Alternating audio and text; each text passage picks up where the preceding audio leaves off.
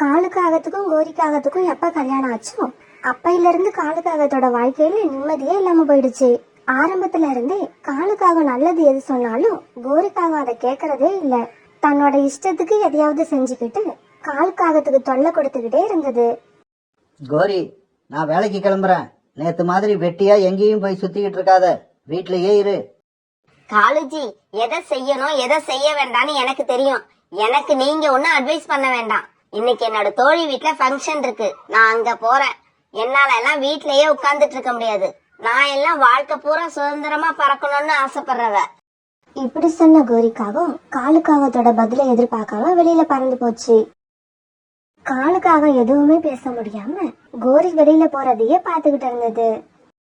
இப்படி தன்னோட தோழிய பார்க்க போன கோரிக்காகவும் அருவிக்கரையில தன்னோட தோழிய பார்த்ததும் அங்க போச்சு. மைனா, வீட்டை விட்டு கிளம்புறது பெரிய விஷயமா இருக்கு.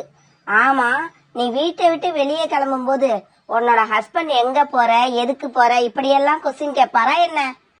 நோ, அப்படியெல்லாம் கேட்கவே மாட்டாரு. கோரி, இன்னும் சொல்ல போனா நான் கிளம்புற நேரத்துல அவர் வீட்டுல இருந்தாதானே. பொழுது விடிஞ்ச உடனே வீட்டை விட்டு கிளம்பி போறவரு ராத்திரி எத்தனை மணிக்கு வருவார்னே சொல்ல முடியாது. அவர் அவ்வளவு பிஸி. அப்படியா மைனா, நீ ரொம்ப கொடுத்து வச்சவ. என்னோட ஹஸ்பண்ட் அப்படி கிடையாது. ஏதாவது வேலை இருந்தாதான் நம்ம வீட்டை விட்டு வெளியில வரணும், இல்லன்னா வீட்டுக்குள்ளேயே இருக்கணும். மைனா, நீயே சொல்லு, எந்த வேலையும் இல்லாம வெளியில சுத்துறதுல தானே ஒரு சந்தோஷமே இருக்கு. இது புரியாம என் வீட்டுக்காரர் என்ன ரொம்ப அடிமை மாதிரி நடத்துறாரு.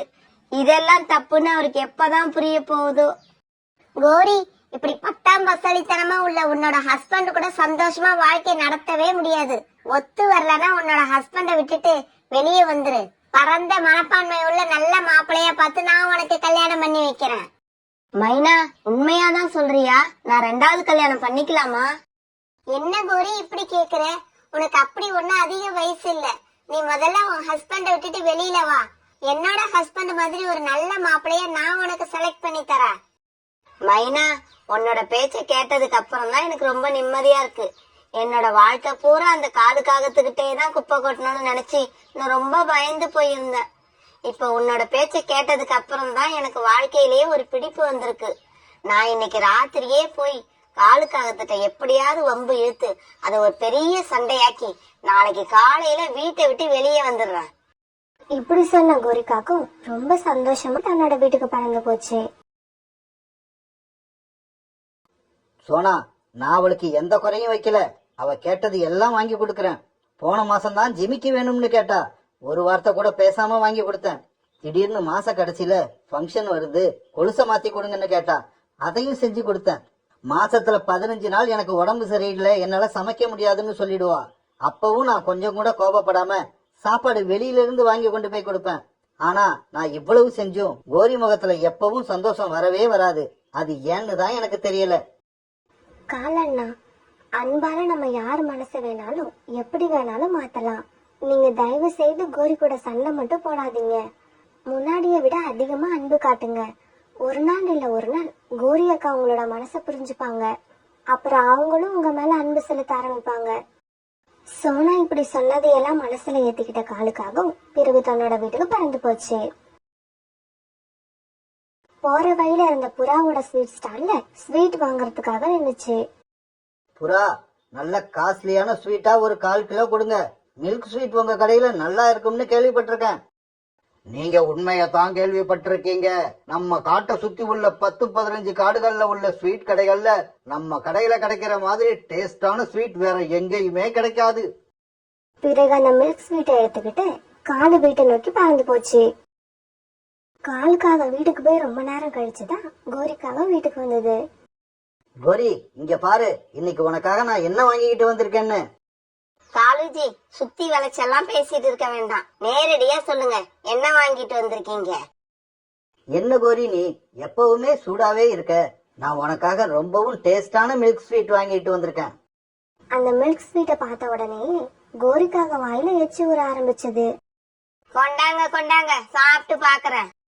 பிறகு காலுக்காக புறா கிட்ட இருந்து வாங்கின மில்க் ஸ்வீட்டை கோரிக்காக ஆசையா சாப்பிட்டுச்சு. கோரி, ஸ்வீட் எப்படி இருக்குன்னு சொல்லிட்டு சாப்பிடு. அப்பதானே வாங்கிக்கிட்டு வந்த எனக்கும் சந்தோஷமா இருக்கும். பெரிய ஸ்வீட் வாங்கிட்டு வந்துட்டாரு. ஸ்வீட் வாயில வைக்க முடியல. இந்த மாதிரி கேவலமான ஸ்வீட் எல்லாம் வாங்கிட்டு வர சொல்லி உங்ககிட்ட யார் சொன்னது? இந்த ஸ்வீட்டை சாப்பிட்டதால நல்லா இருந்த வாயும் கெட்டு போனதுதான் மிச்சம். கோரி எப்படியாவது இன்னைக்கு காளிக்கிட்ட பெரிய சண்டை போடணும்னு நினைச்சு வீட்டுக்குள்ள வந்ததால இந்த மாதிரி பேச ஆரம்பிச்சது. கோரி, நீ காலையில போயிட்டு இதோ இப்பதான் வீட்டுக்குள்ள வர. நாமெல்லாம் இந்த மாதிரி தேவையில்லாம வெளியில போய் சுத்திக்கிட்டு இருக்க கூடாது. ஏன்னா உலகம் ரொம்ப கெட்டு கிடக்கு. காலுஜி, வாய மூடுங்க. உலகம் ஒண்ணும் கெட்டு போகல, உங்களோட மனசுதான் கெட்டு போயிருக்கு. நான் எங்க வேணாலும் போவேன். என்னை தடுத்து நிறுத்துற உரிமை யாருக்கும் கிடையாது. இதுக்கு மேல கோரிக்காக கிட்ட பேசினா இது பெரிய சண்டையா மாறும்னு தெரிஞ்சுக்கிட்ட காலுக்காகவும் இதுக்கப்புறம் கோரி கிட்ட கோபப்படக்கூடாதுன்னு முடிவு பண்ணுச்சு. சரி கோரி, அந்த பேச்சை விடு. வா, சாப்பிட்டுட்டு படுக்கிற வேலைய பாப்போம். என்ன இது? எப்படி பேசினாலும் காலுக்கு கோபமே வரமாட்டாங்குது. அவங்க அக்கா தங்கச்சிய பத்தி ஏதாவது தேவையில்லாம பேசுவோம். காலுக்கு அப்ப எப்படி கோபம் வராம இருக்குன்னு பாக்குறேன். நான் என்னமோ தேவையில்லாம ஊர் சுத்துறேன்னு சொல்றீங்களே. ஏன் உங்க அக்கா தங்கச்சி கூட தான் வேலைக்கு போறேங்கிற சாக்குல யார் யாரு கூடவோ ஊரை சுத்திட்டு இருக்காங்க. சொந்த தங்கச்சிய கண்டிக்க முடியாதவரு என்ன கண்டிக்க வந்துட்டாரு. கோரி, நல்லவங்களை பத்தி அபாண்டமா பேசாத. அப்புறம் எனக்கு கோபம் வந்தா என்ன நடக்கும்னு எனக்கே தெரியாது. ஏன் உங்க தங்கச்சிய பத்தி உண்மையெல்லாம் புட்டு புட்டு வைக்கிறேன்னு பாக்குறீங்களா? உங்க குடும்பத்து கதை தான் ஊரே சிரிக்குதே. கோரி இப்படி பேச கோபத்தை தாங்க முடியாத காலு கோரிய ஓங்கி ஒரு அறை விட்டுச்சு. கால் அரைஞ்ச வழிய தாங்க முடியாத கோரி அழுதுகிட்டே இப்படி பேச ஆரம்பிச்சது. காலுஜி, நீங்க எல்லாம் மனுஷனே இல்ல, மிருகம். இதுக்கப்புறம் உங்க கூட நான் வாழவே மாட்டேன். நாளைக்கு காலையில விடிஞ்ச உடனே நான் செய்யற முதல் வேலை இந்த வீட்டை விட்டு வெளியே போறதுதான். இப்படி பேசின கோரிக்காகவும் அப்படியே தன்னோட கூட்டுல படுக்க கோபம் அடங்காத காலுக்காகவும் எதுவுமே பேசாம படுத்துருச்சு. மறுநாள் பொழுது விடிஞ்சிச்சு. காலையில சீக்கிரமா எந்திரிச்ச காலுக்காகவும் சூடா காப்பி போட்டு வச்சுக்கிட்டு கோரிக்காகத்தை எழுப்புச்சு. கோரி, எழுந்திருச்சு இந்த காப்பிய குடி. காலுக்காக இப்படி கூப்பிட்ட உடனே எந்திரிச்ச கோரி ராத்திரி நடந்தது எதையுமே மறக்கல. இந்த காப்பிய குடிச்சேன்னா நான் நல்லவளே கிடையாது. காலுஜி, இப்ப சொல்ற கேட்டுக்கோங்க. என்ன கை நீட்டி அடிச்சிட்டீங்கல்ல, உங்க கண்ணுக்கு முன்னாலே எனக்கு பிடிச்ச மாதிரி ஒரு காகத்தை கல்யாணம் பண்ணிக்கிட்டு சந்தோஷமா வாழ்ந்து காட்டல என் பேர் கோரி இல்ல. காலுவும் எவ்வளவோ கோரிய சமாதானம் பண்ணி பார்த்துச்சு. ஆனா கோரி எதையும் கேட்கவே இல்ல. தான் நினைச்ச மாதிரியே கோரி வீட்டை விட்டு வெளியே பறந்து போயிடுச்சு. சோனா, நீ தொடர்ந்து அன்பு காட்டிக்கிட்டே இருந்தா எப்படிப்பட்டவங்களையும் மாத்திடலாம்னு சொன்ன. ஆனா கோரிக்காக இன்னைக்கு என்ன தனியா விட்டுட்டு வேற கல்யாணம் பண்ணிக்க போறேன்னு சொல்லிட்டு கிளம்பிடுச்சு. எவ்வளவோ தடுத்து பார்த்தேன், அது கேக்குற மாதிரியே இல்ல. பிறகு காலுக்காக நடந்தது எல்லாத்தையும் சோனா கிட்ட சொல்லுச்சு. காலண்ணா, கோரி அக்கா அடிக்கடி சந்திக்க போற அவங்களோட தோழி யாரு? அவங்க பேர் என்ன? அந்த பொண்ணு பேர் மைனா. அவங்க வீடு பக்கத்து காட்டுல இருக்கு. என்னது? கோரி அக்காவோட தோழி அந்த மைனாவா? அந்த மைனாவோட வீட்டுக்காரு பயங்கரமான குடிகாரன். கோரி அக்காவோட மனசை இப்படியெல்லாம் போட்டு குழப்புறது அந்த பொண்ணுதான் நினைக்கிறேன். காலண்ணா, நீங்க கவலைப்படாம வீட்டுக்கு போங்க.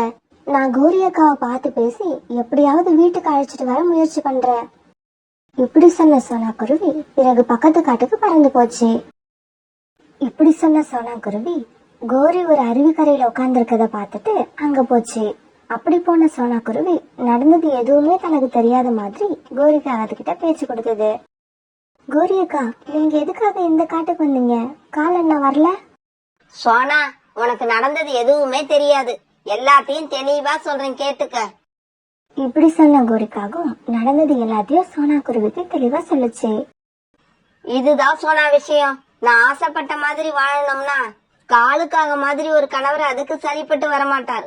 அதனாலதான் என் தோழி மைனாவோட ஹஸ்பண்ட் மாதிரி ஒருத்தர் தேடி கண்டுபிடிச்சு என்னோட வாழ்க்கைய சந்தோஷமா அமைச்சுக்க போறேன். ஆமா ஆமா, 24 மணி நேரமும் குடிபோதையில இருக்கிற ஒருத்தன் தன்னோட மனைவியை எந்த கேள்வியும் கேட்கதான் மாட்டான். அவனுக்கு தேவையெல்லாம் குடிக்கிறதுக்கு காசு, அவ்வளவுதான். சோனா, நீ என்ன சொல்ற? இதுக்கு மேல நான் என் வாயால எதையும் சொல்ல விரும்பல.